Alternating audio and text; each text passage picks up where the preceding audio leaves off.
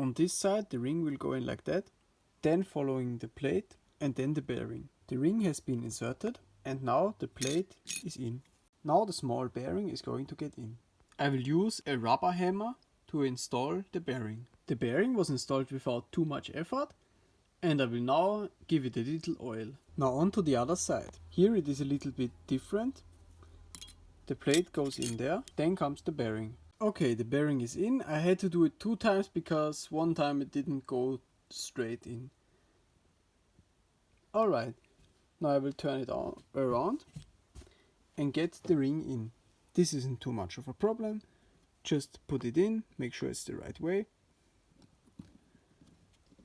and gently press it in. If the ring is in properly, make sure to lube it up and then also oil the bearing. Before I put the engine back together, I will do 2 steps. I will clean this a little bit so that the ring has some proper surface to seal on, as well as this side.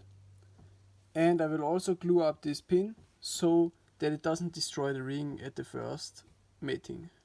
Alright, I've also looped up the surfaces so the ring does have the smallest chance of running dry because this will destroy it. Alright, the first half is in. Now I will lay the gasket in between and then put on the other side. Okay, the engine is more or less together again. I also installed the bracket for the ring. Now I will install back the cylinder as well as the cylinder head. Don't forget about the cylinder foot gasket. The cylinder as well as the cylinder head are back on. Now I will install flaps as well as the intake duct. Okay, I've dropped the engine in. It was so much of a struggle. I couldn't film it, but the engine is in. I will now install the decompressor cable as well as the carburetor. Okay, the carb should be back on.